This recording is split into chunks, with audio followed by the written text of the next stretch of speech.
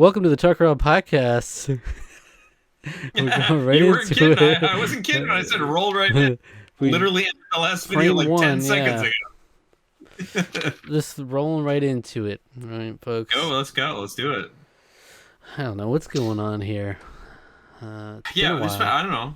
It has been a little bit. We took a little bit of a break. Self-imposed. I guess. I don't I know. guess. I don't know. It's I I don't know what's going on. I Uh don't know what's happening. I don't know what's happening. Well, we did have how you been? We'll just start with that. How you Maybe been? that's a good point, Alec. Yeah. Uh, I'm okay. How about you? Yeah. Yeah, I mean, like I've been good. I went and Good. saw a friend last week, Yeah. and we went and saw the Final Fantasy VII Advent Children in theaters, which was extremely exciting, because that's not something that I necessarily ever thought was going to happen. But it's Mhm. 20th anniversary of the original version of the film, even though that was the Advent Children complete, which is a much better version of the film than the original. And they kind of did it as a promotion for Final Fantasy VII Rebirth, which is coming out literally Thursday this week. So, in terms of the time of our recording, so Wow.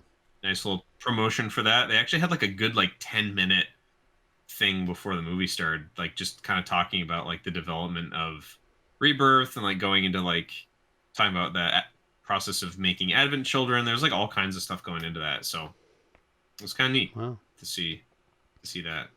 Yeah. Very nice. I Uh, mean, I just recently got a Final Fantasy VII remake um, from Shadow Eternia was selling games on the Discord, and that yeah. was one of the ones I got from him. So Oh heck yeah. Did you get so PS4, PS5? PS4, You have the PS4. yeah. Yeah. Um yeah, I mean it's solid. I've actually been playing through that again. I've been doing hard mode stuff in that and sort of lead up.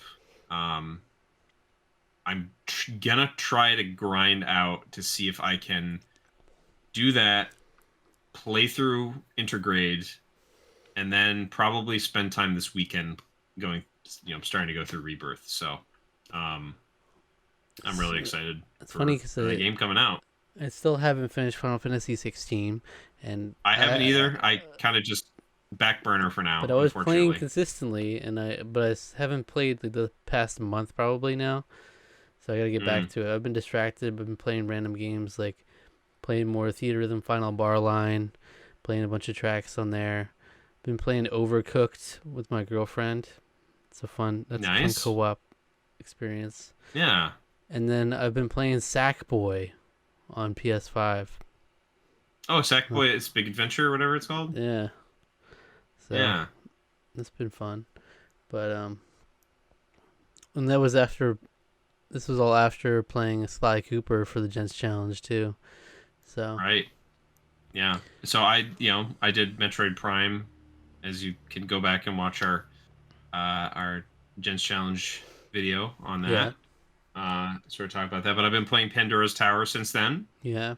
Been really enjoying my time with that. Honestly, it's been really it's a very fun game. It has like it's kind of it was sort of felt weird kind of starting it out again because I just sort of it's a very different game, I would say, from like the last story and Xenoblade Chronicles, which is interesting because it gets sort of lumped in, but it's thematically because it's like a very sort of Japanese style kind of game, and in terms of its like really promoting like a attractive female character is kind of a big is a big selling point. Who's like your girlfriend is the person you're trying to sort of protect from this horrible disease, what thing, her curse. But it's kind of an interesting game in terms of like getting into a rhythm of how the gameplay loop, because it's a lot of it is timed, and the so you're always on like a timer because the curse has a time element to it. So as like hours pass in the in-game clock, the curse progresses more and more. If it ever reaches the end, it's game over. So you have to make sure that you have collected enough stuff in each tower that you're in the 13 towers to like make coming back worth it. So you want to make sure that you've gathered enough resources, that you have enough beast flesh to feed to her, so that the curse meter kind of goes back to a reasonable, manageable uh, kind of limit, and then going back in and continuing further. But there's also been like I've also been doing some like a little bit of, like resource gathering in general. So I'm not just like going through each tower in a row. I've been enjoying my time just going in and like going back to previous areas and just collecting different materials and components and stuff because there's like a little bit of like a mild crafting element in this game. It's basically you just there's different parts and you give it to this one character who makes stuff for you. Um, but there's like items that are a lot more that are very hard to come by that are rare, and a lot of them require that you go to the tower at a certain time of day. So either day or night changes the stuff that you can find in the towers in each tower. So it's pretty neat. Like I really like the gameplay loop is it's fun. I don't know. I just been really enjoying my time with it. So Nice. that's been good. I Yeah. mean, I haven't made much progress in mine at all. I had dabbled like a little bit in Metal Gear Solid actually, and Hmm. I just know this game's not for me. That's my biggest struggle. I just know stealth Dang. games aren't for me at all. But I mean, Yeah. and I'm torn on what to do because I don't know. I really can't tell which one is the imposter out of these two. This one and Mm. Earthbound. And it's like Earthbound's the longer one, so that's why I started with Metal Gear Solid, because just in case it was the imposter. Um, Earthbound is the one I have more interest in general, but it's Hmm. like I don't know. I'm torn on whether to keep going because I haven't played much of Metal Gear Solid at all, or to switch over to Earthbound now. But then it's like if I switch to Earthbound and that's the imposter, then I have to go back anyway if I want to get Supreme. So that's tough. It's true. Yeah. But at this point, we're literally, almost literally halfway through the Gents Challenge timeline, Yeah. and we have literally half of the people participating are at least Gent at this point. A few of them are Supreme Mm. Gents already. So 10 out of 20. I just tallied it up the other day. 10 out of 20 are at least Gents. And so it'll be interesting. We're like on pace, you know. We're on pace. Everybody could just be a Gent at the end of this, you know. All 20 of us. Let's see. we But could. We could be. another challenge that went on that we should talk about because we introed it the last Oh. Tarqaron podcast was the Film Buffs Challenge. All right. Oh, that's right. Yeah. Let me pull it up, make sure I don't forget my movies. Um, I don't have my phone on me, so you may have to wait. I could pull up Discord on my computer, actually. um, so the movies I was assigned were Kiki's Delivery Service, Death Note, the 2017 movie, The Ballad of Buster Scruggs, Thor: The Dark World, Treasure Planet, and Leave the World Behind on Netflix for the Supreme. So I ended up being a Supreme buff, which every single person was successful for this challenge. Everybody was a Supreme buff except for Mr. Kingdom Hearts boy. That's okay. Yeah. He did what was We required missed of him. seeing tick boom, but that's all right. That's all right. We like him Yeah. anyway. But I would say We like I that. have a very mixed bag in mine. Like Kiki's Delivery Service was good, was Hmm. was fun. Death Note was horrible. The Ballad of Buster Scruggs, I loved that movie. Instant, like one of my favorites I've watched in the challenge. Mm. Thor: The Dark World was mid at best. Hmm. Treasure Planet was great.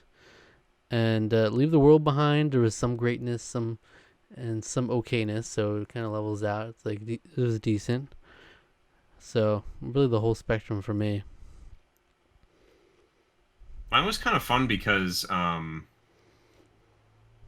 because of how I accidentally sort of had an order to my ratings on Letterboxd when I Yeah. watched them all. My list was Bullet Train, Logan, Mean Girls, Tales of Vesperia: The First Strike, and The Matrix Reloaded. And then for Supreme, it was Young Guns. Bullet Train, I felt like a movie that was kind of made for me. It was offbeat, weird, hilarious, Hmm. very violent, and I had a blast. And all the performances were great as well. I just had a great time with it. Brad Pitt was amazing. Aaron Taylor Johnson, phenomenal. Like I want to watch more movies with him for sure. Yeah, that movie was great. Logan, one of the best comic book movies ever made. Oh yeah. Um, yeah, it was amazing, incredible. I cried. It was just such a good movie. I actually watched through in preparation for that. I actually watched a bunch of other X-Men movies to get to that one as well Yeah. in the lead up. Mean Girls, a lot of fun. I feel like it's like I missed out, or I felt like I finally was connecting to all the stuff I was kind of missing out, like references I missed out on pretty much all of high school, because that was very much a 2000s cultural touchstone. So now I feel like I'm connected to that back to that part of my life, which was fun. I mean, I think it's funny because I think I read somewhere back when the movie came out, it was like the adults are the ones laughing at this movie, and the kids are like, you know, kids take this a little bit more seriously because like they're dealing with like this bully stuff a lot more. Like, but I mean, I don't know. The movie's hilarious. It Hmm. was great. I loved it. Or enjoyed it at least. Tales of Vesperia: First Strike, solid. I appreciated it. If you're, it's not gonna get. I don't think it's really gonna get anyone who's not already super into Tales of Vesperia like into the series, but I really enjoyed it. It was kind of a solid little story. That kind of is a precursor to the game, and I really appreciated it. The music was also phenomenal, and it was came out. This movie came out right around the same time as Full Metal Alchemist Brotherhood. The same composer did the music for both of them, and you could tell because some of it sounded like it was like he just took offcuts from Brotherhood and used it in this, or one or the other. Hmm. Even he might have. It was very funny. That I was like, this sounds just like one of these fight themes from Yeah. Brotherhood. And then the Matrix Reloaded, very mixed bag. There's lots of stuff I liked about it. There's lots of stuff I hated about it. But very interesting movie to just like digest and think about and kind of dig into. Um, I wish the first like half hour of the movie wasn't even in it because everything after that is just infinitely more interesting to me. But yeah, I mean, it was overall solid. And Young Guns was it was all right. Hmm. I had fun with it, but there the pacing was a little odd to me. I feel like parts of it, and there's parts of it where I was just like, am I supposed to see? Am I supposed to be like caring about them? I guess I am. Like it was just there's parts of it that I was a little like confused in terms of like how I'm supposed to be feeling about the people we're following. So yeah, but overall, a pretty decent selection of films. I think Young Guns is. I think I left it in my ranking. I think it is like the towards the bottom of the barrel. Um, but I was like looking at like oh my list is like Yeah, at the my very first list bottom. was stacked. Yeah, and my first list was stacked because I had four of the six films that I watched this time are on the bottom of my list. Hmm. But like that's not super fair um because like I still like really enjoyed Mean Girls, you know? It was still fun, but I just stack all those other movies above it. Yeah, So, that's fair. yeah. But good Um, stuff. It's fun. it was good. Mine was a pretty good mix, I think. If you go through the list. Mm. They're kind of almost interspersed to like the two challenges. But Death Note was the worst movie for sure. And then, Death Note was the worst and then movie. I have Knives Out, The Ballad of Buster Scruggs, and Treasure Planet are my easy top three. But yeah, the film Treasure buff Planet's challenge. Yeah, Treasure Planet is a wonderful movie. so good. I really like it. It's one of those. People say that also about Atlantis: The Lost Empire. I watched Atlantis again like within the last like 5 or 6 years. I don't think it. I disagree with when people are like, "This is the like one of the hidden gems." It's like, no, I still feel the same way I felt about it when I was a little kid, and I didn't really. I think I like the first like hour of it, and then after that, it just totally falls apart for me. But Mm. Treasure Planet, Stone Cold classic. I love that movie. So Yeah, yeah, and the film buff challenges, both of them we've done, have been very fun because like there's a lot of activity in there. People always posting their letterboxd reviews after each one, and since there's 5 to 6 for each person, there's a lot hmm more to post about than like sometimes the Gents challenges can be. But it's hmm like, oh, new review. Someone just watched this movie. Someone just watched this movie. What will Thanos' randomizer give us next? yeah. Is he Swing gonna love it roulette. or hate it? I don't know. it's it's very But entertaining. Yeah, it was fun. I do think we will do a different one for the next off-season challenge, just to have something different. Otherwise, because I think if we vote, they'll probably pick Film Buffs Challenge every time. And you generally want to do it democratically, but there's something to be said about the minority vote never getting any representation in that regard. Because I know like E. Mm, Skillium doesn't. He's not a movie person, so he's never gonna do the Film Buffs challenges, where he might yeah. do some of the other ones, stuff like that. And so I think I'm gonna do a rule where it's like no more than 2 in a row, and then I'll put it back in the poll like next time, and then it could just be Film Buffs challenges 2 times again, and then a different one. Yeah. However people Yeah. want to vote. We'll see. It should be fun.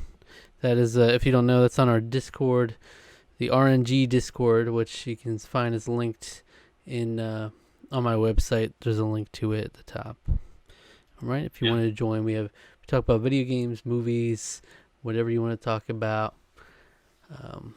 And we do these challenges like the Gents Challenge and the Film Buffs Challenge, where we try to whittle down our backlogs of different things.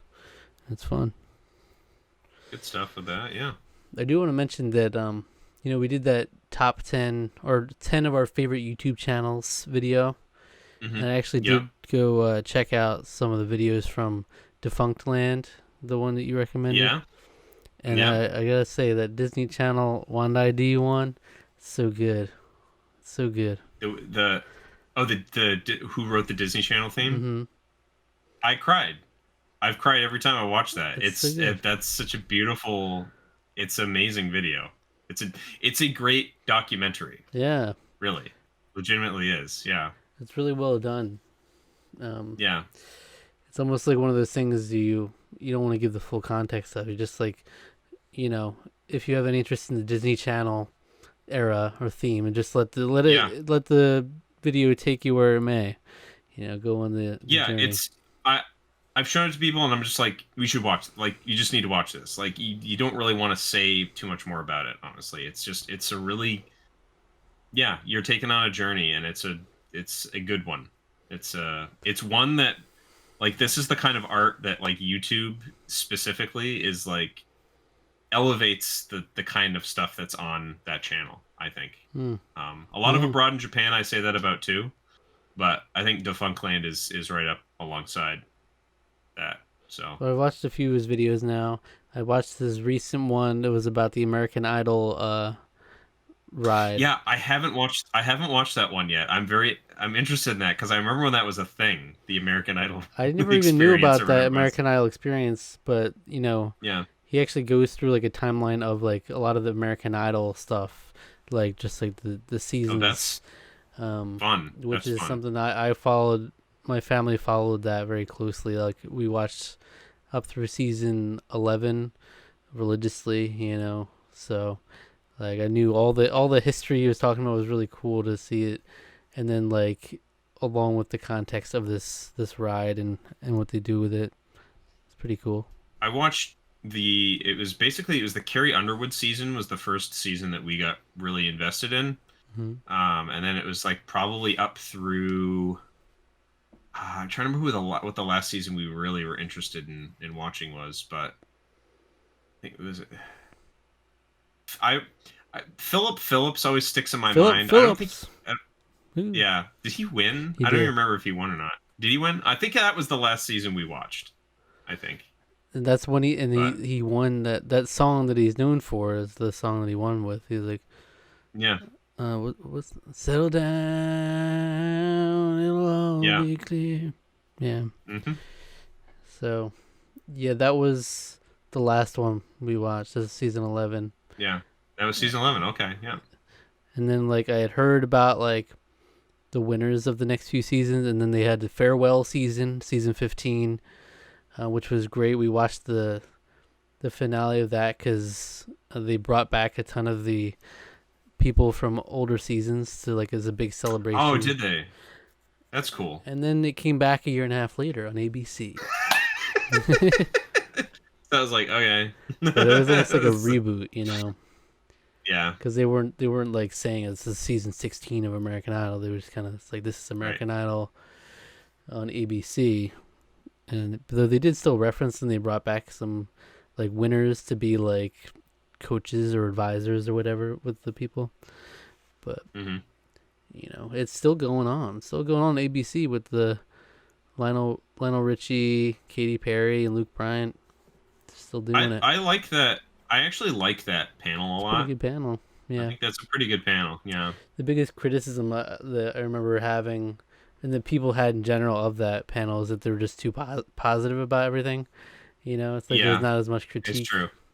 It's not a Simon Cowell in there. But he Yeah. really goes in. It's funny how he goes into it and how they like on the American Idol ride they would have like a knockoff Simon Cowell always on like their judges panel, just like Nice. yeah. That's great. Well, Yeah, that's, I need to get a watch. I might watch that before I go to bed tonight. mhm. So, yeah, I keep forgetting that I have that on my to watch list. So Yeah, yeah. it was a game changer when I started actually. For the longest time, I didn't use like the watch later playlist, and now that's like it's been a Mm, game changer for me. I have like yeah. I have like probably over 100 videos on there, Hmm. and like usually I just scroll to the end of the more recent ones or more relevant, but then every now and then I'll be like, all right, what are some old ones that I still wanted to watch from like a year Right. ago? Right. But because it gets Yeah. overwhelming, I'm subscribed to so many channels I can't keep up with them like I used to, like stuff.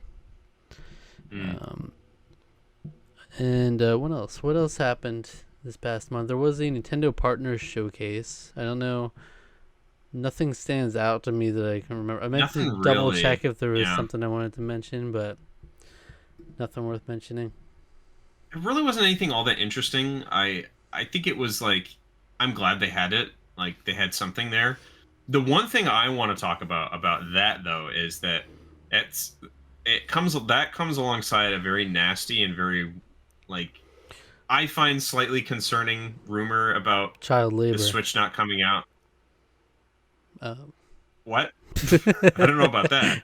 No, I was gonna talk about the Switch not coming out until Oh yeah, just as next bad. next year. Yeah, I don't like that because I think past Paper Mario, we don't have any like. There's no Switch games that are coming That's all out. I need. That have been announced about that. That's Well, all it's I like need. what is it? We've got Luigi's Mansion 2 HD, whatever, Ugly, 60 bones, 60 bones, ugly name, which is insane. ugly game. I think it's just Luigi's Mansion 2. I think is what they call it, which is very odd.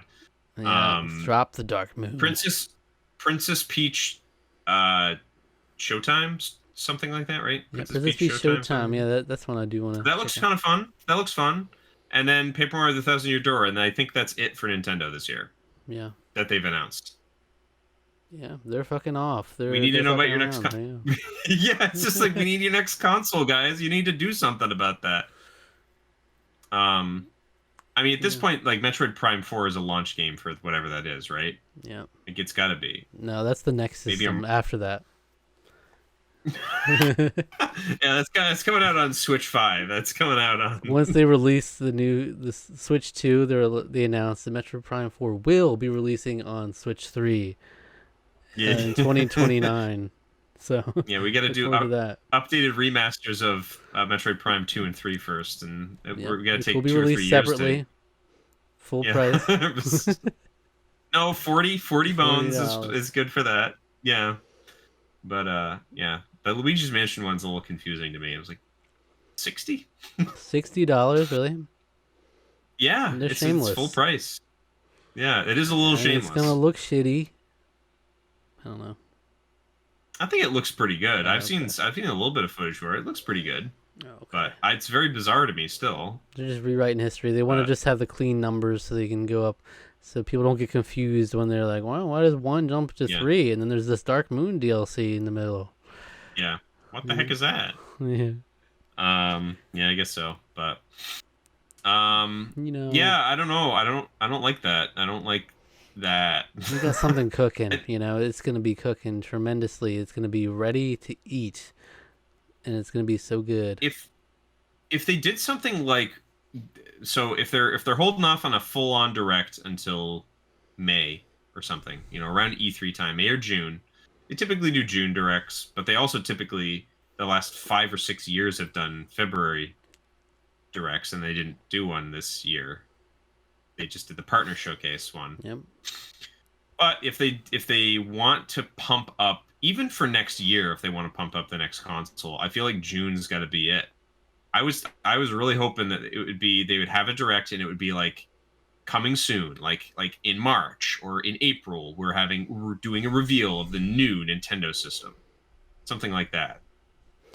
Right. So that they wouldn't announce it like at a direct, but they would announce it at a future thing. But it's like I almost feel like they don't even have any games to come out before then, so they're waiting to announce the slate of games that they have ready for this next console. So they're not even going to do that. But like Yeah. Now Path of Radiance HD, come on, do something. the Radiant Collection's been waiting. Yeah. It's been waiting to happen. You know what? Or the Zelda games, Zelda, Twilight Princess, and Wind Waker pack, Right. double pack. I mean, Release that for $60. how many times are going to re-release these games though? Huh? Like Switch 2, because then Switch 2 is going to come out and it's be like, oh, those are really outdated. We need a Switch 2 version of those. Yeah. But But you know, there's the Pokemon Direct coming out tomorrow, which will be obviously outdated at this point. Will have been out. There's speculation what it could be. People talking about, you know, the remakes are the next in the cycle, essentially. The classic, you know, probably like a black and white remake. You know, but to me that doesn't excite me whatsoever. The idea of a black and white remake on Switch when a Switch 2 is coming, that just really doesn't do anything for me. Someone had this, I forget who mentioned it, but I was like, oh, that's actually a really cool idea. Like, what if they released a game and went back to the 2D style, but almost gave it like an Octopath Traveler like spruce up on the Switch? I've seen somebody. I think I saw somebody. I think I may have seen that on Twitter as well. Interesting idea. So the thing is that black and white have. They are Game Freak able to actually flex for the first time, maybe ever. Mm-hmm. They've mastered the way sprites look. I think people have complained about. There's people that like complain about everything, but there are people that have complained about black and white, how those games like how there's like motion. You know, I don't know. They complain about something, but like they do sprite scaling in that game. There's a blend of 2D and 3D in like a way that like works right. Like the art style is perfect for it. They knocked those out of the park. They really did. Black and white look fantastic, and that's why it was like, okay, now that we've mastered it, now we're going to be screwed for the rest of our lives, because now that we found out how to program and stuff for this DS hardware, now we're going to throw in a giant wrench in that element. We're going to have to learn how to like 3D model and animate and do graphical stuff with that, and that's been the pain in their rear end ever since. Right, but yeah, the people we're so excited to see. All right, let's see all these Pokemon in 3D, like on a console for the first time since Mm. Pokemon XD. Let me see it, and then, but like, they look Now everyone's shitty. rejecting it. They look shitty. The I don't. Pokemon, I the don't the necessarily think that Pokemon they games don't look on the Pokemon games on amazing. the Switch do not look good to me, and they move at 2 frames a second, so it's not really the most visually appealing thing. It's like that's why I think like in general. I mean, we don't know the capabilities of Switch 2 yet, but if we were going just based Mm. on the Switch itself, like it will lend itself so well to doing the same style as the DS Pokemon games, but spruced up on the Switch. I mean, I think that would be amazing. That idea was just stuck out to me. I'm like, wow, yeah, that would hit, because after seeing like Sword and Shield into Scarlet and Violet, it's all looking a little samey to me. And if we keep Mm. going in that direction, I feel like we need a little shake up. You know, Well, that's where another Arceus style game, like a Pokemon like a Lugia or something, like the do Ho-Oh. something or a Ho-Oh, you do like the ancient Johto kind of region. That would be fun. I mean, do something in that sort of in that kind of style. I think that's what people are. I think that's like a bucket list. What people are looking for with the direct. I personally am not expecting that. Um, Right. but if they decide to do that, it's like that or a let's go whatever for let's go Let's Togepi. not go. Let's not go. You know, Pokemon. Let's go Togepi. Maybe Pokemon do Go something like 2. that. Let's Pokemon stay. Pokemon Go to the zoo. No? Oh, something there. Well, that's what Pokemon Go was. You would go to a zoo and you'd be able to Yeah. like, It's like, I get a tower here at the monkey exhibit at the Harambe's no, Harambe's they're cage. opening up like a Jurassic Park, but for like Pokemon. It's like Yeah. lifelike Pokemon. You see, that's what Do, that'll be. do you know that there? Do you know there is a Jurassic Park game made by Niantic? My brother plays it. There's one of Oh those yes, Pokemon yeah, Go. yeah. Go I was like, what are you talking about? yeah. Oh yeah, yeah, I do know that What is actually. it? My Yeah, there's one nephew of those. Yeah. plays that too. Yeah. Yeah. He likes it. It's very enjoyable Mm-hmm. to him. So go King, I guess. That's But right. um, Pokemon Let's Go Sea King. Give me some stupid dumbass Pokemon. stupid. Pokemon, let's go, Mr. Mime. Yeah, let's go, Mr. Let's go, Jinx. Let's Let's go, go, Jinx. Yeah, Jinx. that's where I was going next. Let's go, Jinx. Those two Let's do together. it. Pokemon Let's Go, Yeah, Mr. Mime, and Let's Go, Jinx. The freaks. that's yeah. Those The freaks. freaks. Real freaky games, They gotta get some weird Yeah. stuff in those games. Yeah. Let's go. Let's So, go. yeah. All right. Yeah. So go. I mean that could throw a maybe like a lifeline to Nintendo's holiday plans this year if they're gonna put the Switch 2 off to beginning of next year like they did. Well, not like they did, but like the Switch launched in March, so if they do the same thing with 2025 for Switch 2, whatever it's gonna end up being called. Switch 2. It's Switch 2. If I see anything else, Super Switch, I don't like that. the new Nintendo personally. Switch, No way. the new Nintendo Switch. There's no way they do that. Yeah, Switch 2 No. is Switch 2 is too. I mean, to me, Switch just has the strongest branding. Like the Switch U. The Switch Wii. Switch Wii. Super Switch The Wii Wii. Switch. Yeah. This. Awful. uh. Two Switch. Yeah. The Nintendo Switch DS. Anyway, you got me so hyped for Let's Go, Mr. Mime. Dude. It's gonna be so good. Let's go, Mr. Mime. I'm Let's on do board. it. I'm Yeah. always down for the meme game. I've been saying for the longest time, like, just drop a Waluigi game and just go all in on it. Embrace it. I don't know why I honestly don't know why they haven't. Break the Like internet. to me, what you could even do with that do a Mario and Luigi thing, but Wario and Waluigi. Mm-hmm. I mean, Yeah. I know Waluigi starring in his own game would be fun Yeah. too, and I agree with you. But I feel like having like a Wario world or like a or some kind of even just like a Wario game with Absolutely. Waluigi as a partner, and you can play through the whole game just as Waluigi. Please, that would Badass. be that. I agree. That would be fun. Badass, but also I envision a game that is very serious, like look into the mind of Waluigi. It's like a very narrative heavy Waluigi Like game. like Psychonauts, but with Waluigi. No, I like Detroit Become Human.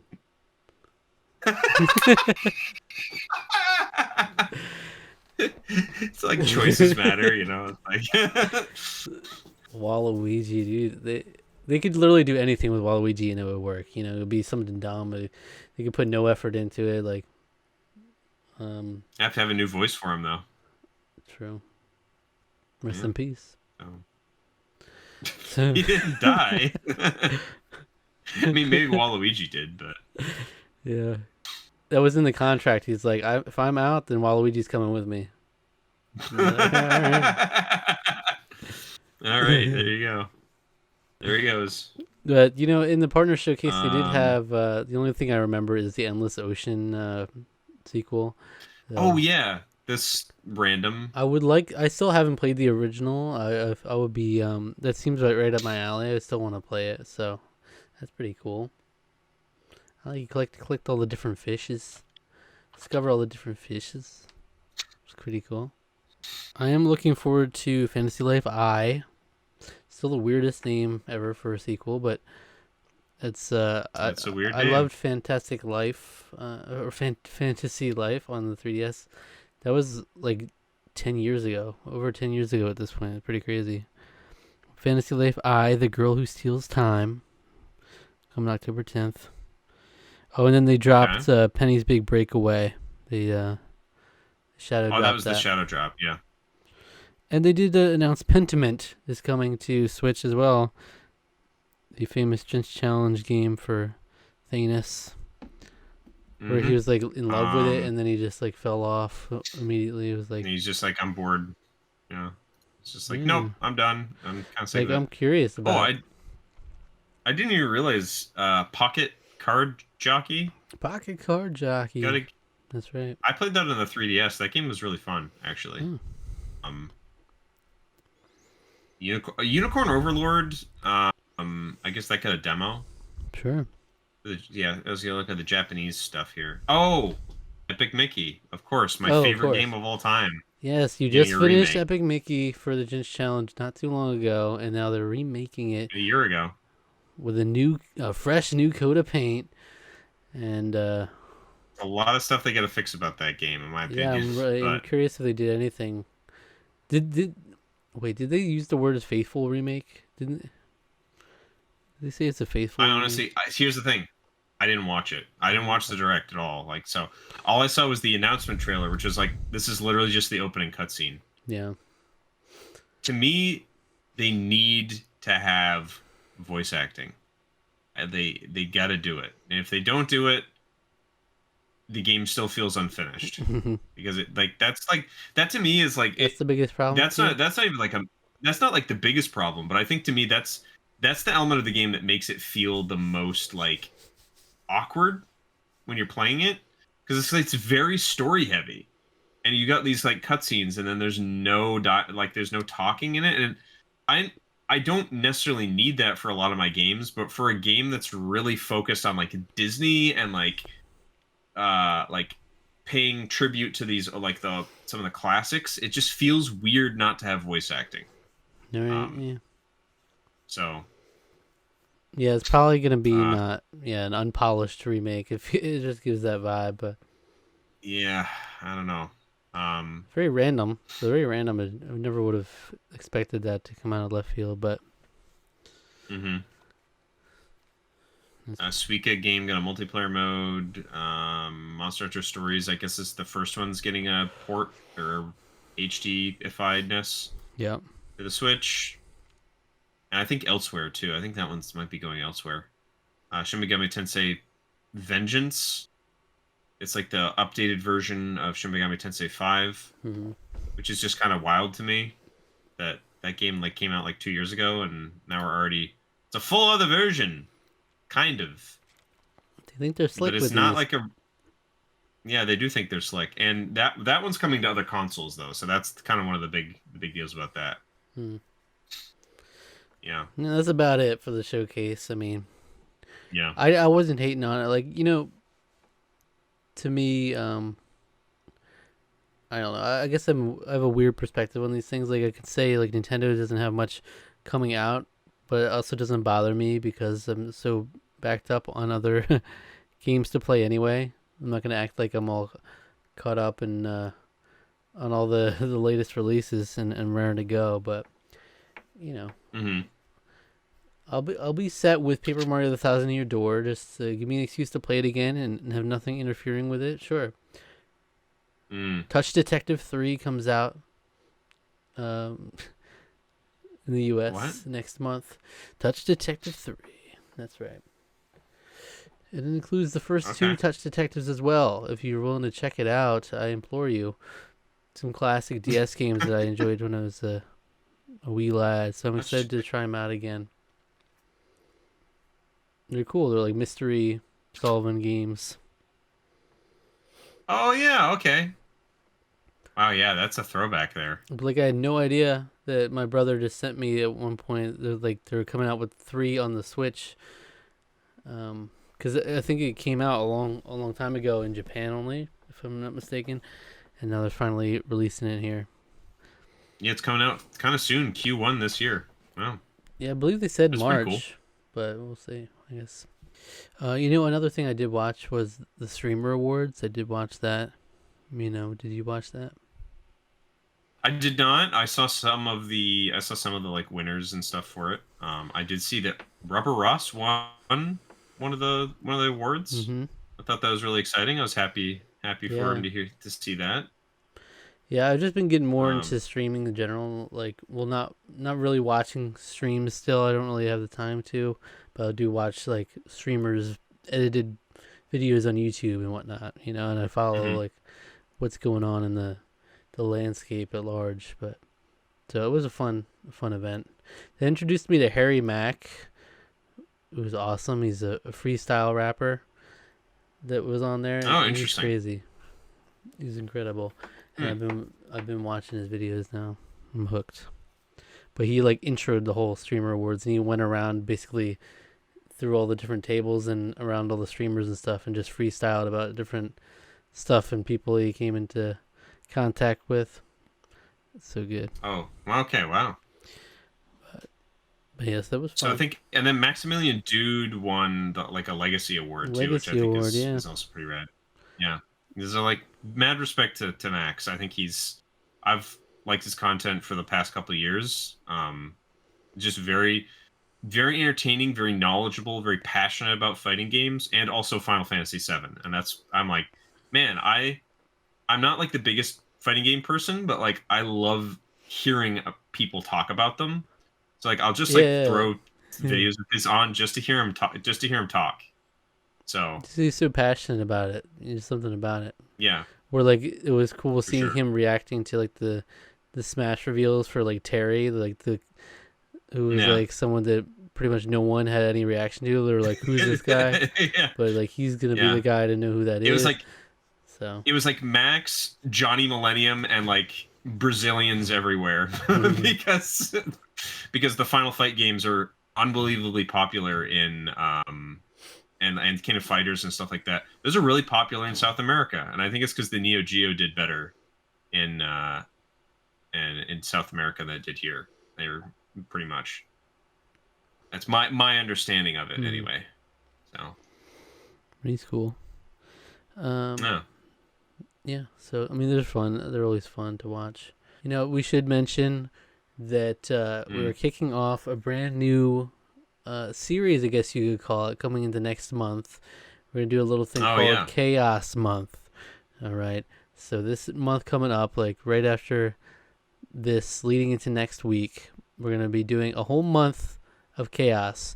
So we're gonna have every week. There's gonna be a new Chance Time episode, which is where we spin the wheel and we randomly decides a movie for us to watch and review for the following week. So we'll have 4 Mm-hmm. chance time spins, 4 chance time reviews, and accompanying each of those chance time reviews, we'll also be doing another video with some sort of random component in the mix, which you'll see them as they come out. It's just going to be chaotic, and we're going to have a nice chaotic finale, which will lead into something else. So it should be fun. Yeah, Should be fun. should be fun. Definitely looking forward to it.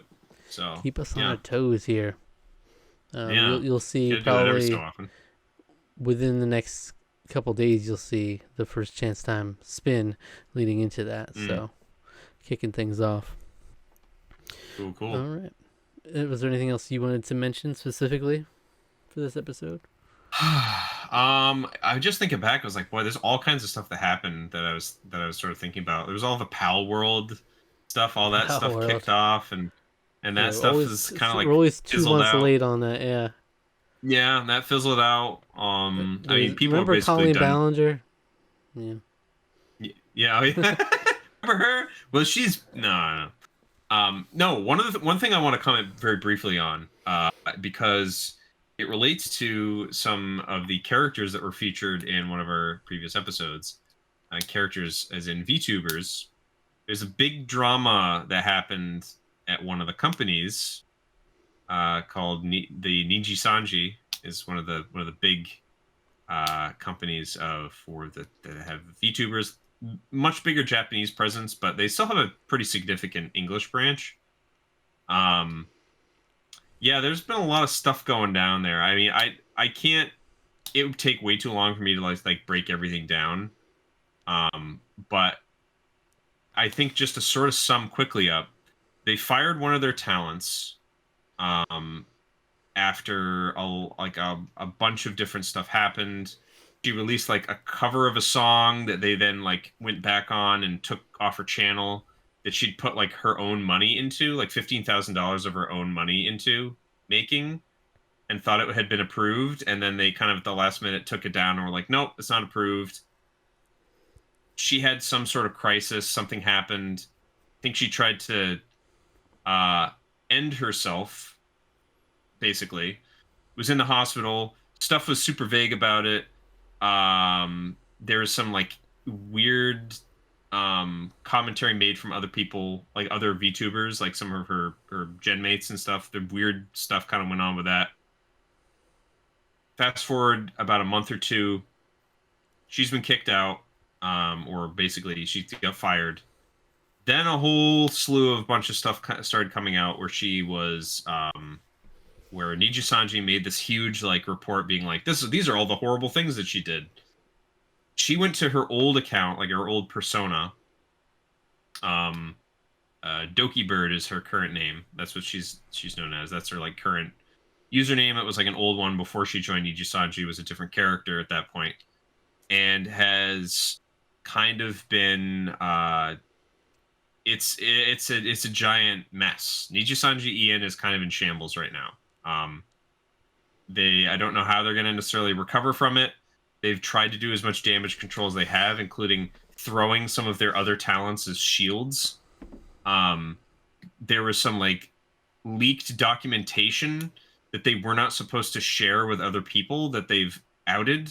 It was supposed to be like NDAs behind it. That Niji Sanji, this corporation, cover or the corporation behind it is called Anycolor Incorporated, Japanese company, and they broke NDA on these documents because a lot of the information that was in it was stuff that basically it was like a legal document that Doki Bird had put in, being like, hey, like this wasn't cool, and these are why, like these are some of the reasons. Like I don't remember like all the logistics of that, but basically they then outed a bunch of stuff that was not personal information of hers, was leaked admittedly by them to like other people at the company, and it was like, so then she was like, that was only supposed to be seen by like 3 people, like your lawyers, your legal team, and that's it.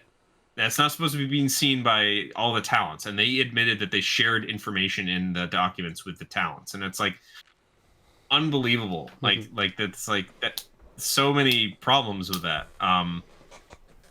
anyway, a lot of that happened, I would say, over the last couple of weeks. It's quieted down a little bit, but I don't think they're doing so well as a company at the moment. I don't think, um, at least in terms of general consensus attitude towards them, is not very positive. There's, of course, a lot of people that are now defending them, saying, "How dare you come after the talents that are still left? They did nothing wrong," and blah blah blah. Lots of drama, lots of, but but the thing is, like, several of the people that were highlighted in that in our video, like Pomu Rainpuff, she quit like a couple months ago, like around when this stuff was going on, like when like the song stuff started happening. She quit in like early January, I think.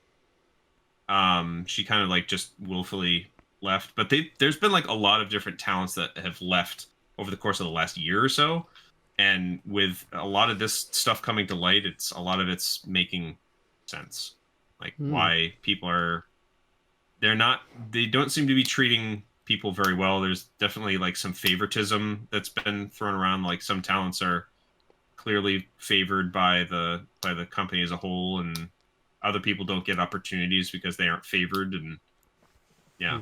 So Dang. Well. Yeah. There are other videos. There are videos on the subject. I honestly think for the layman, um, Penguin Zero's video on it does a really good job, because he goes into like Reddit posts and stuff where it breaks it down. So if you're curious on more information, I'd say check out his video on the Niji Sanji issues, I guess, the drama. But it's been kind of rough, like seeing like how horribly affected people in sort of this hobby, that, you know, something that I enjoy, and but that you know, it's kind of rough for a lot of these people, and I don't like seeing that. Bummer. Well, I mean, Iron Mouse won Streamer of the Year. That was pretty hype. Yeah, I think she's won Good every for year her. now. Yeah. Really? I mean, she's pretty great. I mean, I don't know if you've ever caught any of her streams, but I'm very partial to the streams that she co-streams with Sea Dog VA, Oh, because yeah. I'm a big fan of Connor. I like him a lot. He's a trash taste guy. So I like catching at least highlights of their co-streams, because they are just the most like, people hype up, they like ship them because they're, you know, it's kind of easy to, but like they give off like just best friend vibes in like the best possible way. I don't know. It's just, it's always been, they're extremely entertaining to each other, because like, I don't know, he makes fun of her a lot, and then she makes fun of him, and it's just like, it's great. I love it. Their dynamic is fucking hilarious. So yeah. Nice. Well, we got a little bit of time. You know, Okay. I've been meaning to do this little topic I wanted to do the past few episodes. Oh, And I okay. wanted us to get into some philosophical Oh, discussion. okay. This is the time to do it right here That's and right. now. I'm gonna look up some philosophical questions to ask ourselves. Alright, I can't find the one that I had before, so we'll just go with this. We'll go with these questions. Okay. Is free will real or just an illusion? Yes, free will is real. How do you know? Someone just told you to say that, maybe. someone, someone just told me to say that. Okay, yeah, Someone made sure. you All right, say that. whatever. It wasn't your choice. Who did? Who did? Who made me say that? I don't know. The powers that be. Is there a meaning Yeah. to No, I life? mean, I would think. Yeah. What is it? To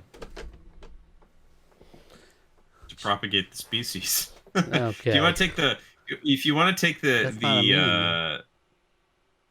sure it is, to continue and chart out a life for your family or your friends, and you know, that's the sort of, I guess, the humanist angle, you know, better life for fellow man, you know, to chart out your own uh, sort of success and betterment of humanity. But why? That's the What is secondary answer. success? Oh my gosh, that's all right. Well, the religious answer is to better yourself for your own securing the safety of your own soul. So that's your meaning. That's the meaning you find in life. Um, I think I've always found that so like there's a lot in like Christian circles. There's a lot of like talk um of like oftentimes I find that like particularly like my generation where they talk about like, oh, we're gonna go like we're getting ready for worship, or like we have worship team, or you know, worship practice, things like that. So worship is like a verb, or it's something that you do on Sundays, or something you do at like Friday nights or whatever, your worship nights or something like that, whatever. To me, I've always found a lot of power, and there's an art teacher where I went to college. Um, and this isn't something that was new to him, but it was something that he spoke about a lot. And it was worship through your vocation, through your job, your living, through the way you live. That's that is how you worship your creator. That's how you worship God, is by doing trying your utmost to bring glory to him in what you do. So in other words, doing the best that you can do, trying to be the best that you can be, trying to learn every day, trying to fix mistakes you make, trying to I guess generally if you break it down to like even just a philosophical, it's like doing good in your everyday life. So whether that's providing for your family, edifying your friends and family, edifying your community, um, you know, it can be something as simple as uh, you know, random acts of kindness. You know, I don't necessarily like leaning on that as a good example, but like it could be something as simple as that to I don't know, you feel called or you feel led to like work for a nonprofit, you know, run a charity. Can be something as like high and noble as a lot of those aspirations can be, but it can be something even as simple as you can bring uh you know, you can worship by being a dump truck driver. You can worship by um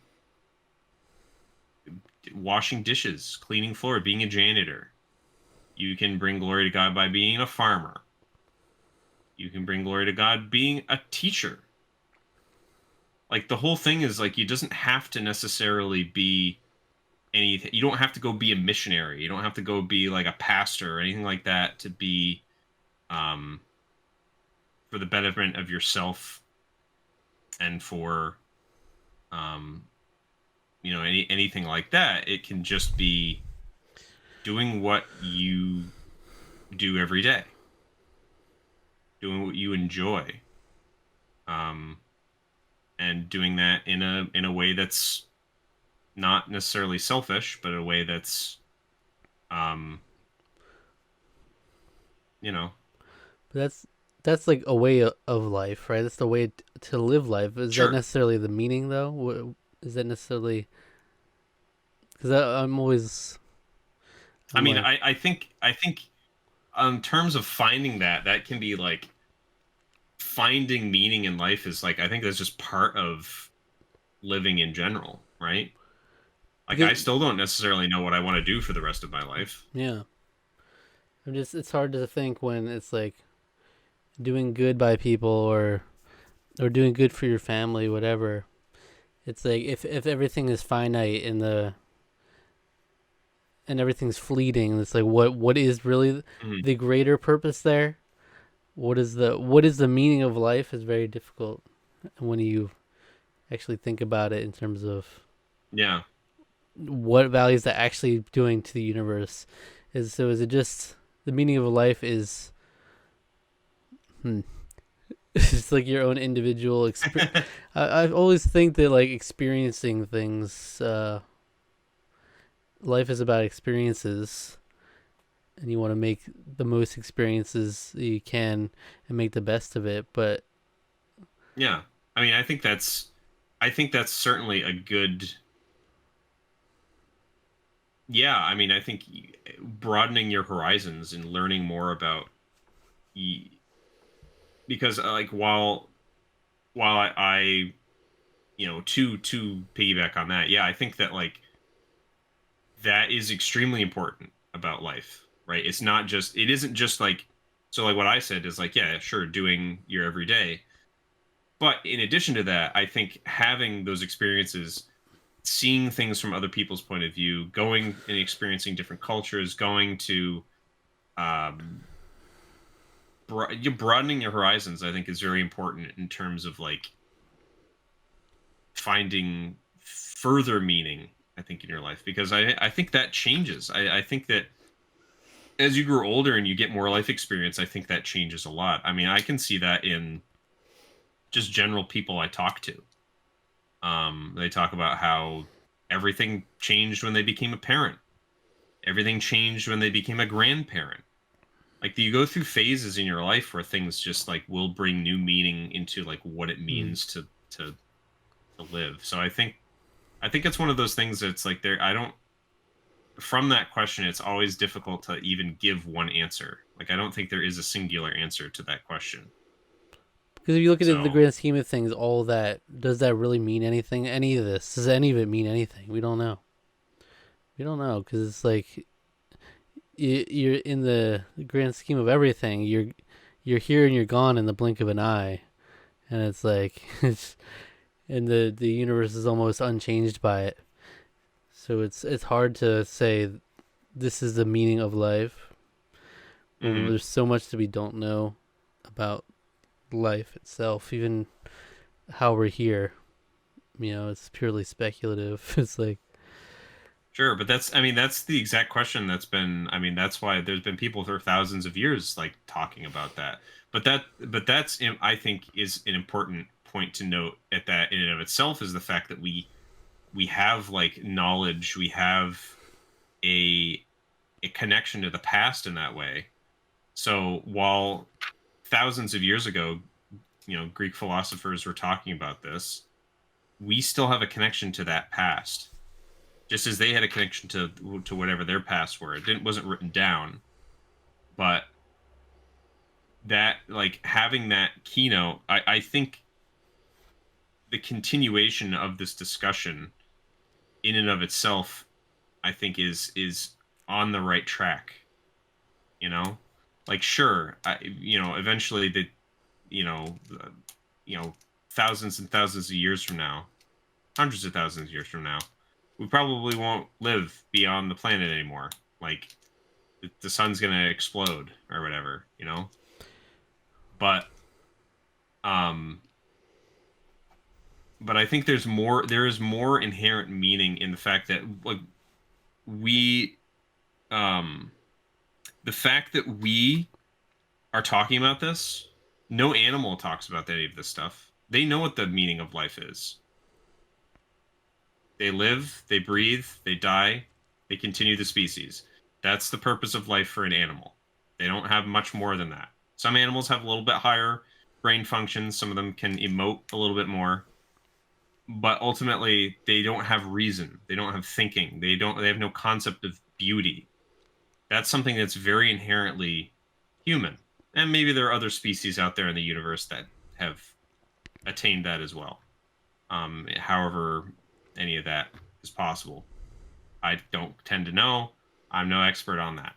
But there is something very interesting that is unlike anything else that we've encountered. So there has to be something to that. You Hmm. know, whatever,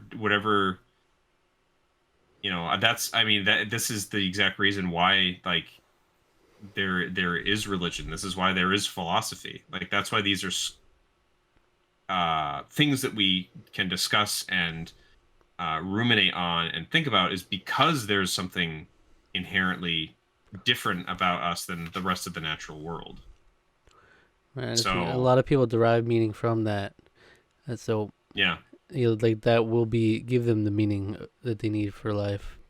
But it's hard yeah, as a non-religious person to really say like what your true purpose is, you know. yeah,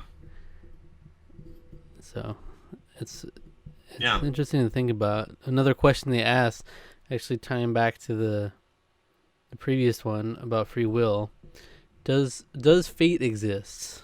And if so, do we have free will?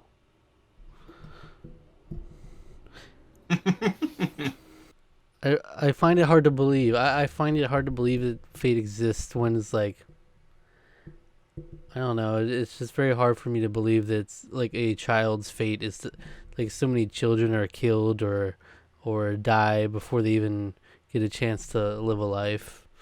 And so I think we pick and choose, and it's like, oh, it's destined to do this, you know. And I Hmm. can feel like it was my fate to be here, stars aligned to be in this place at this time. But then we're kind of ignoring the ones that like didn't even get a chance or didn't get a fair shake at life at all. And to Yeah. that point, it's like I can't fully believe in fate when there's like things like that, you know. When there's things like randomness, basically, like the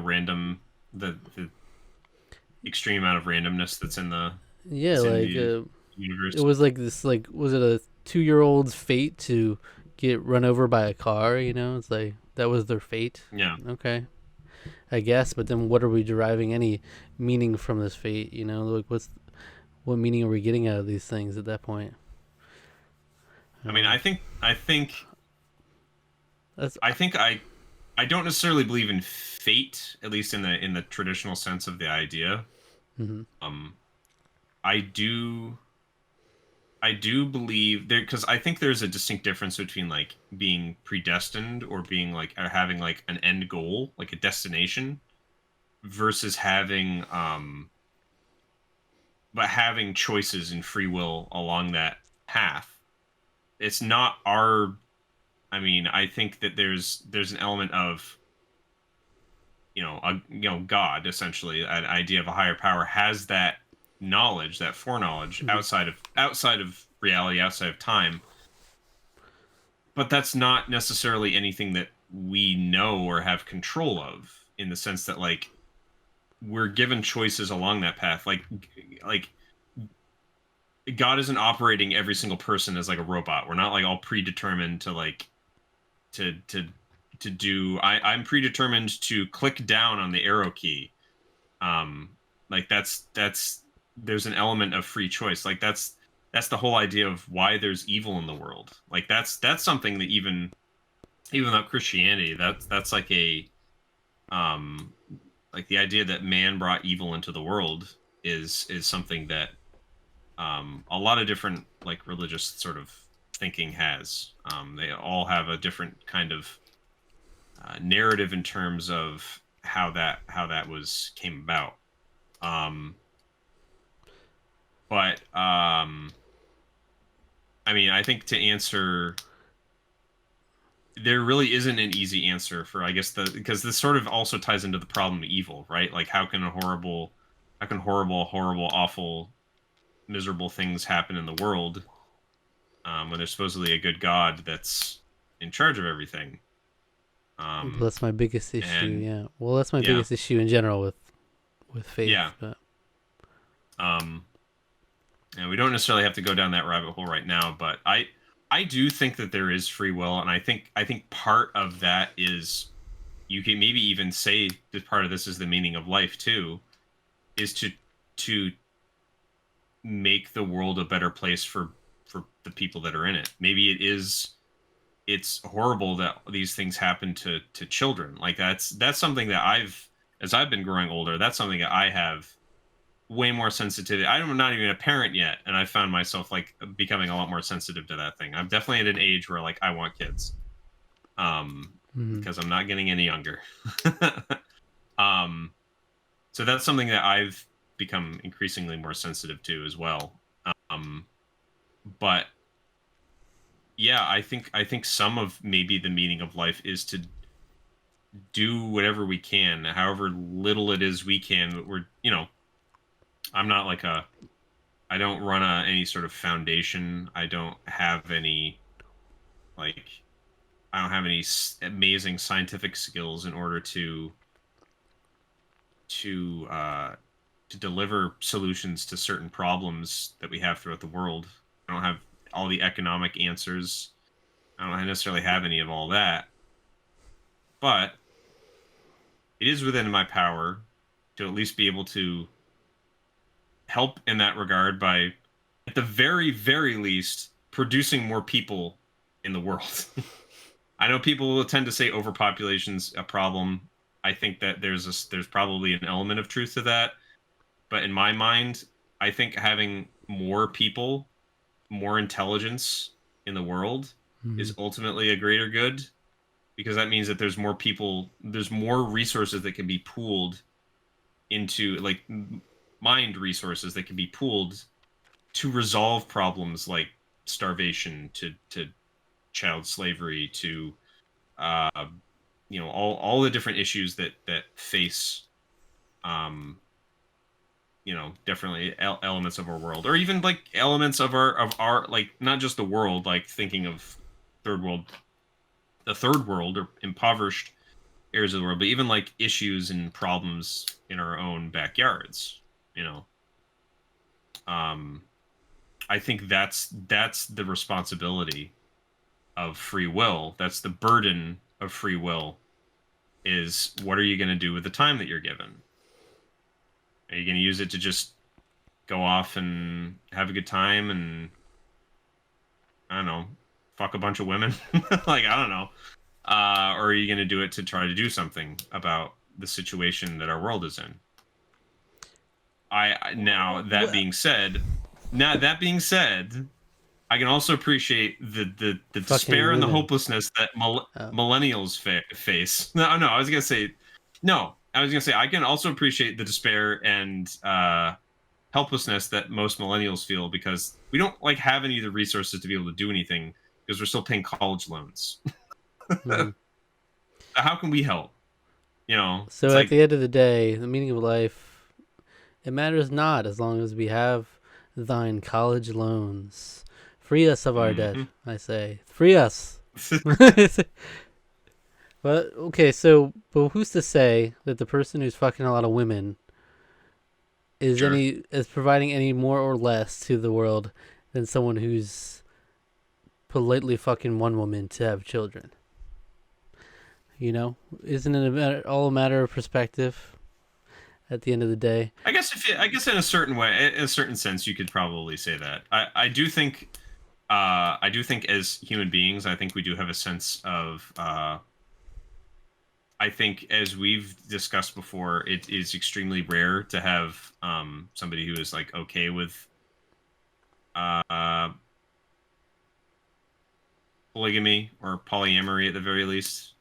I think as species, we have kind of sort of coded that relationships between two different people is essentially two different consenting adults is kind of the norm for society as and should be more or less followed that way. Not saying that there aren't any examples to be broken out of there, but that that's that in and of itself is the stability that society has run on for thousands and thousands of Does years. society have any bearing on the meaning of And life, though?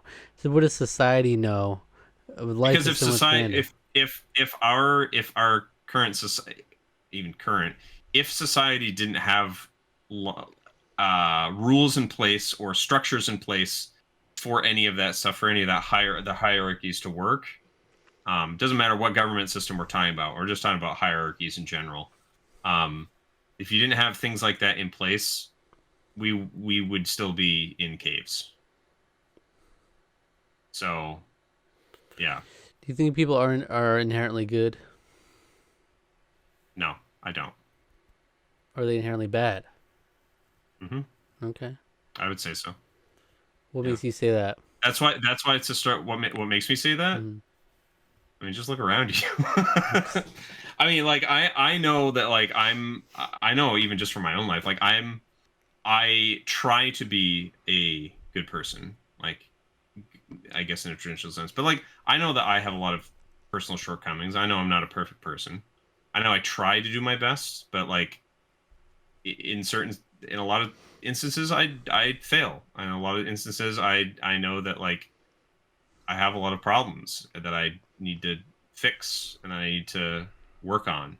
And that doesn't necessarily make me like bad. Like I don't think like by saying that people are inherently bad, I don't necessarily mean that like everybody is as morally corrupt as the worst person that you could possibly think of. Like there's an element of capability that a lot of people don't have to like in their constitution, in their makeup, in their even in their like general like not everybody's going to be as morally bankrupt as I don't know, like one of the worst things you can think of. I don't know, like a rapist or a child molester. Like not everybody's no one's just as horrible as that. A murderer, mass murderer. Like no one is going to be like the somebody people are generally bad. I'm not thinking of people are generally like that. I think people are generally bad as in like people are inherently selfish. Um that people are inherently uh, more out for themselves than they are for bettering their neighbor. Um, and uh, I think part of the difficulty in being a better good in society is overcoming that nature. And I don't think people can do that on their own. Hmm. So, but that being said, I do think, despite the fact that um, I would say that people are basically bad, um, that doesn't mean that those bad people can't put good into the world. That doesn't mean that those that just because somebody who isn't you say we'll just say somebody who isn't a Christian is doing something that's good in the world, just because they're not a Christian, that doesn't make what they're doing bad. Like they may be somebody uh who isn't that, but they can still be doing so much good for the world, and that's just how things work sometimes, that's not that's what's the idea of that is what's known as common grace in theology, and that's the idea that like while people are basically evil, um there is still um there is still good that is produced even in a world that's wicked. There's still good that can be produced by bad people, and that's just essentially what's known as the common grace shown to all of humanity. That they do have the capacity to do good things, there isn't like, even though they're not necessarily doing it for the right reasons, it can still happen. That can still be a result of some of the works of people. Hmm. So, Because how, if we're inherently bad, how do we mhm. get to this point to where we have society that has these rules in place that supposedly guides us to be good? Like, if we were inherently bad, how would this even come to be to begin with? It's not like society is some divine thing that was just dropped on us, right? No, it was through philosophy and religion. That's I mean honestly those are the building blocks of society. Like you go back to the way a lot of hierarchies and things turned out. You go back to you go back to you know democratic law. There was a lot of religious foundation in terms of and philosophical foundations in the way Greeks ran things. There was that kind of hierarchy was done, in the way in terms of how Rome did things.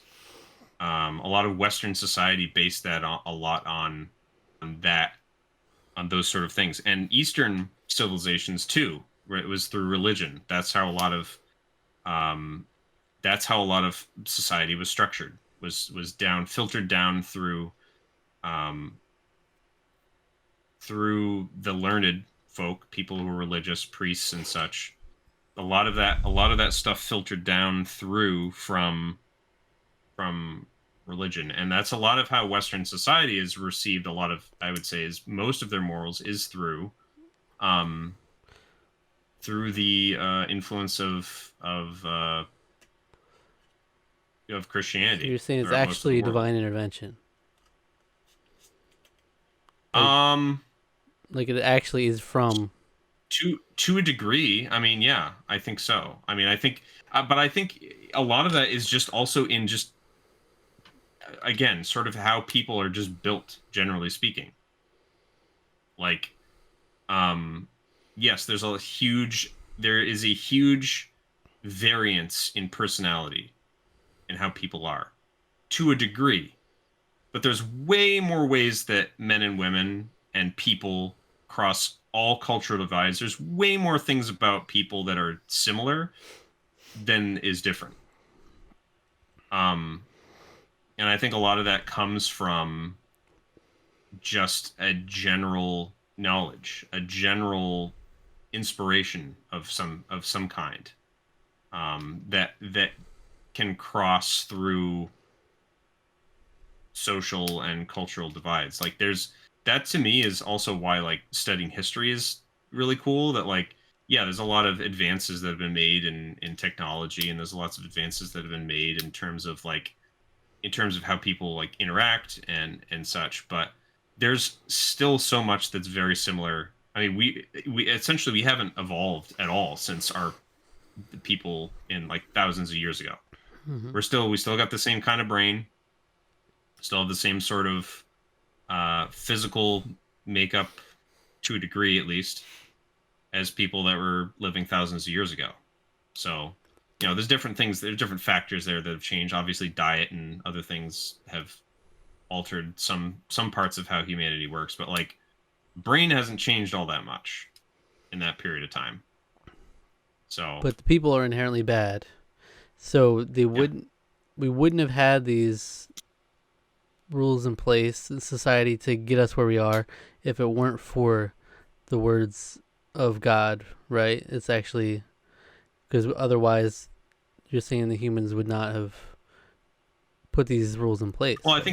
think I think some of that can be, you can attribute that to the idea. Again, this is from this perspective, but you can attribute some of that simply to common grace as well. Um, that's where any sort of structure or good in society can be sort of ascertained. Is, I mean, you just think of it from the, like, the family unit is really the building block of society. To a degree, the mother, the father, the king, the queen, the leader, um, or the leaders of society, instilling virtue and dictating law to their followers, their children. And, like, that's the that's kind of where it starts, and that's kind of where the logical conclusion sort of goes to when you're talking about leading tons of people. See, So, I'm not sure, but I'm inclined to believe that people are inherently good. That's kind of where I fall, and okay. my perspective would be that if I believe, I don't necessarily believe in God. I mean, I don't believe or disbelieve. I don't know, but I've always been inclined to believe that religion is like it's like it's man made. Basically, is what I'm saying. It's, So oh, it's a cute way to explain it, yeah, but it's not. Yeah. I'm Okay. saying like, so from my perspective, if they are inherently good, then yeah, they are constructing the beliefs that would encourage a more well structured society. And some of that there might be selfish um, implications or undertones there, but Hmm. ultimately for a greater good. in terms of like the actual things they're enforcing, like how you should actually the way of life and everything. You know, I see that as like humans influencing how things are going. There's all kinds of different pathways we go on that, but we've been talking about this a lot longer than I was expecting to. So, I mean, yeah, there's way more we can get into. Maybe we do a philosophy segment every episode. Philosophy and religion. Yeah. Yes, the subjects that everyone loves I have to ask, to talk about, to listen to. I have to ask before we move on to our comments and whatnot. Mm-hmm. If you were given, would you go back in time and kill baby Hitler?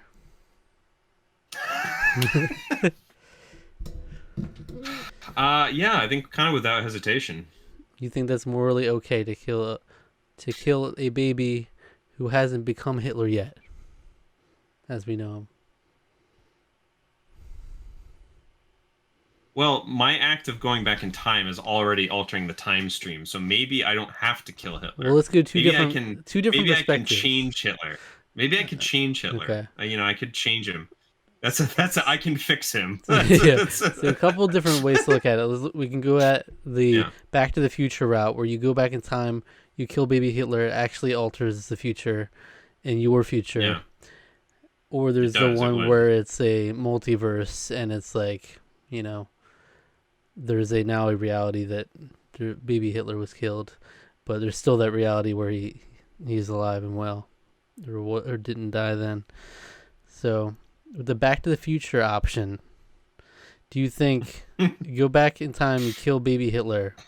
Would you do that if given the opportunity?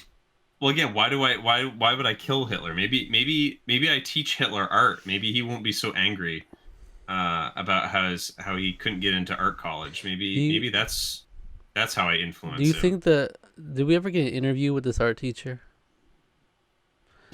Do you think they feel guilty? No? Like, do you think they feel tremendous guilt?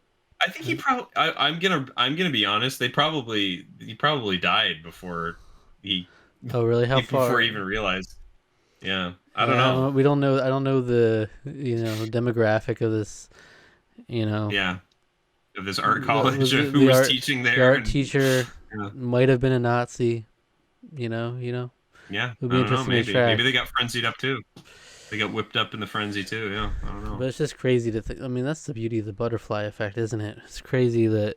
Yeah. Like, I'm really curious. Like, if we go back in time and you just told the art teacher, just like, let him slide on this. Like, just it's not just that serious. Well, there's literally the game. The game It's called Titanic Adventure Out of Time. It's like a point and click adventure game. Mm-hmm. I think one of the results of like the best ending in the game is somehow has to do with you doing something on there, like basically like Hitler does. He goes to art. He becomes a famous artist essentially instead of it's like, oh, okay. Well, it's one of those things with the I don't know how I did that. But... With the butterfly effect, there's so often these, at least in stories that we see, there's so often these cases where it's like, I'm going to go back in time and kill this awful dictator. And then they come back and the future's like way worse than what what it was. Yeah. Just because you did that. Somehow it spiraled into something way worse than you could have imagined. Do you think, is that a possibility? Absolutely. Yeah. I don't know. Yeah, that's why you go in and you try to influence it, because it's like, well, maybe you can save the millions of Jews that got slaughtered and then all the people that died in the subsequent aftermath in World War II. Back to the Future rules, we would, if you go back in time and kill baby Hitler, you're probably not being born, right? Because there's way too much of a ripple effect there. Yeah, I mean, who knows? You're going to be erased from all your photographs. By the way, Back to the Future, I was having this discussion the other day. It's kind of wild. Like, the logic is so messed up in that movie. The fact that it's like, I'm going to go back in time and I'm going to hook my dad up with my mom after knowing already that they are my parents. Like, it's such a weird, I mean, it's a primitive time travel story, but I mean, Yeah, but it was So because backwards. he altered the timeline by doing that though. That's the whole thing. Like his presence there. That's why he has to do that because his presence there is already like altering time. So Right, but it's just I don't know. It doesn't make a lot of sense to me. You go back in time and then you're like, just like how they even did this in Return to Halloween Town, where it was like they like something where like they went back in time and created that big jack o' lantern that was in the middle of Halloween Town. oh right, yeah, After okay, they had seen it, they had seen it, and they went back in yeah. time, and you Well, see this so that's much in time travel where it's like, the bootstrap paradox yeah, though. you see Yeah, it, and then you go back in time and give them the idea for it.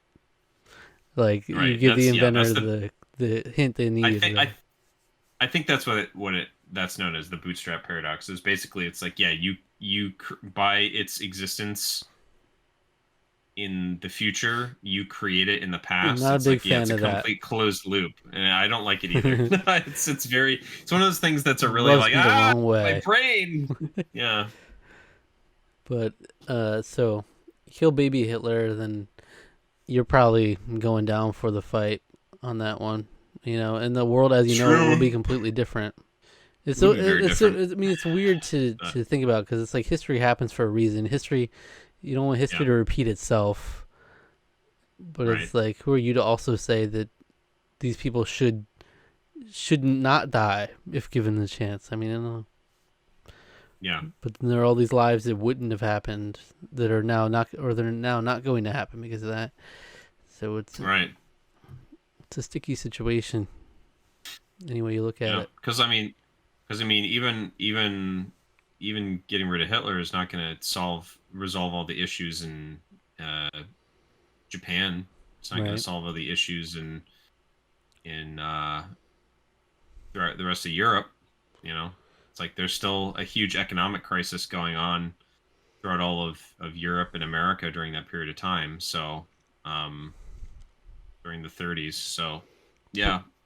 but on a purely philosophical moral standpoint, you don't think it would be wrong to kill baby Hitler? I mean, like that's now. I mean, now that we're well, that's what you go back in time. You try to influence baby Hitler. You know, you try to influence Be the father figure he baby needs. Hitler. Yeah, sure. Maybe don't kill because everybody's got a right to life, even someone as monstrous as Well, Hitler. there you go. But That's yeah, the biggest part of it, right? yeah, That's the biggest takeaway. Like maybe this time he'll do good. yeah. Maybe this time, if I just do enough to influence his parents to raise him right, maybe if I slip a note to the art teacher to maybe if you need to do this, you need to let him pass, and he won't get involved with the wrong crowd. And But isn't it the same? I mean, that's the same. We're ending up with the same solution basically as killing Hitler versus making him an artist. His it's not going to resolve all the anti-Semitism rampant in Germany at the time. So well, that's it. All right. that's it. That's what we got. All right. Let's On that note, let's do let's some. go. Let's look back at our videos from the month that has passed and look at some comments, shall we?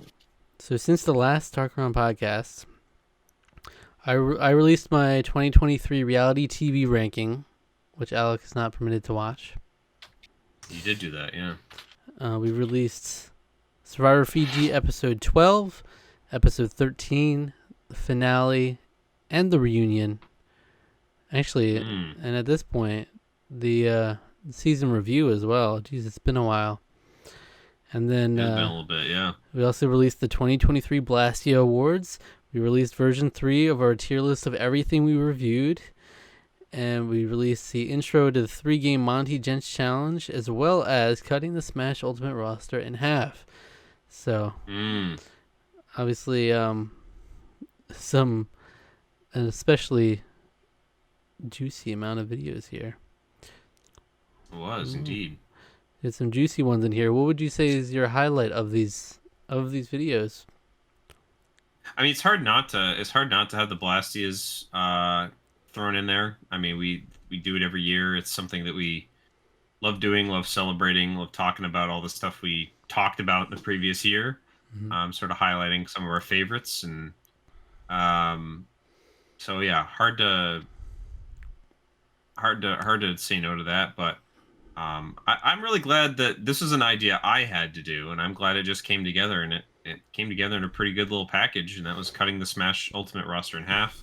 Hmm. I mean, it wasn't born from me. I didn't come up with the idea. I saw other YouTubers doing it, Yeah. and I still have yet to actually watch anyone else's. I saw them doing it like a couple months ago, and I was like, "Hey, we should do that. That's pretty cool." So, Yeah.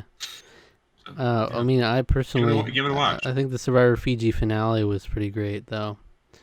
Yeah, honestly, yeah, that's a big highlight too. So that was a good stuff. I mean, everything, yeah, everything around Fiji was some good stuff. Uh, All right, let me see any comments we might have gotten. All right, so we did get a couple comments on our finale of okay. Survivor Fiji. Chase Ferrier says, "I completely Hey. completely understand why Dreams made the decision he did, as it got him to the end, but it also completely destroyed any chance of him winning if he even had one anyways. Earl played one of the cleanest games of all time and deserved the win. He quietly controlled the whole game, so quiet that his game was almost under-edited. He may have lost to Yao, but I think he played better than Yao did because he did his work behind the scenes. Also, Earl put himself in the position to make the end regardless. As soon as Edgardo went home, Earl was set in the final three. Yao needed to either win the final immunity or have Dreams give him the necklace. Yao knew he needed immunity when he made the deal." That's fair. That's Okay. fair. Interesting.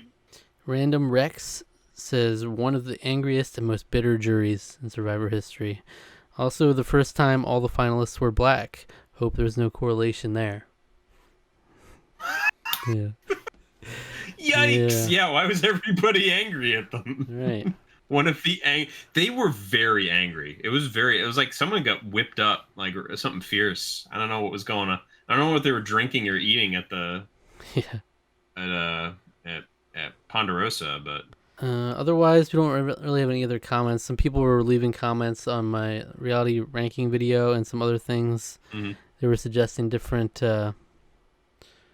um, different shows that we should check out, like reality shows. Like they were saying some international reality shows I might like, and that maybe we should Mhm. like Foam Tank was a new commenter. He said, "Yo, new subscriber here. Love that you're introducing your friend to Survivor and making these. Have you ever seen Korean reality shows like The Genius and Devil's Plan? Because as a reality show aficionado, The Genius has to be my favorite reality show of all time. Maybe there can be reactions to it for the channel from you or with your friend. There are times that are Interesting. amazing that are similar.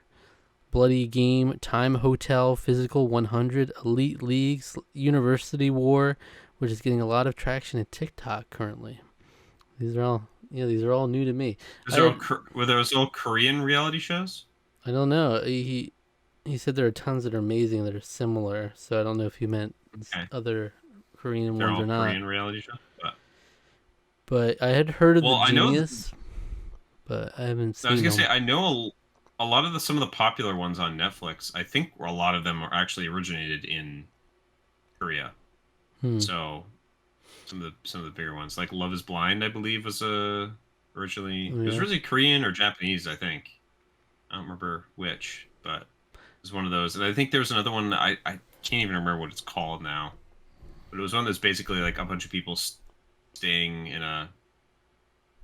Is it like I don't even think it was a dating program. I think it was just reality. It was like it just got a bunch of people in like a hotel block or something. I don't remember what it was called The though. Circle. The Circle. That's it. Yes. Yeah. Yeah, you've Yes. talked about that before. Yes. Yeah. Yeah, it's tough with just because we have such limited time. So it's already Yeah. like our main obligation right now is Survivor every week, and obviously we're nowhere near being done with that. So it's like Yeah. in an ideal world, I would love to show you some of these other shows, and I still keep in some in my back pocket in case we ever have an opportunity to work them in. I'd like to Mm. show you some seasons of Big Brother and some other cool shows, reality shows, even ones that I watched last year, that would be cool to react to for sure. But it's a matter of right now, it's just not really feasible. But, you know, you never know. You never know. Never know. Never say never, as a philosopher once said. I believe. So, never say never again. That's what they. Or I think James Bond said that. Well, actually, no. Technically, Sean Connery said that, or his wife said that. I don't know. Give me that octopussy, as a philosopher once said. So that's it. I'm sure for the Tarqaron I'm podcast. sure some philosophers maybe possibly said that. I think a philosopher has ever said, "Give me that octopussy." Leave a comment down below if you think so. I think John Locke did. I heard. John Locke did. I think John Locke was like, yes. Give me that octopussy. You know. Where did the word pussy originate from, you think? Should we do a deep dive? No, I'm good. No, you don't want to dive in pussy? I don't want to dive into knowing where the origin of that came from. The pussy origin story. Pussy in book. We'll call it. Puss in book, yeah. We still need to go revisit Puss in Book, I feel like. It's waiting for us. I feel like we need to rediscover it. No, I don't. I just want Puss in Book on the channel, you know? Just put that in the title. Okay. All right, Zach, we can do that. Right. We can do that sometime. Maybe before Shrek 5 comes out. Yeah. Shrek 5 has got to be... When do you think Shrek 5 is coming out? It might be 2025, honestly. Well, they could surprise us, but it's probably going to be... That would be a surprise. Would be my guess. That would be a surprise. Honestly. Yeah. Thank you for watching this episode. Listening to this episode. They're all over of the the place podcast. today. A lot. Covered a lot of ground here, folks. You know. Yeah. Let us know your thoughts. Like the video, subscribe if you enjoyed it, and be sure to leave a comment, and we'll read it in the next episode that we do. If so, all right. And until next time, take care of yourself.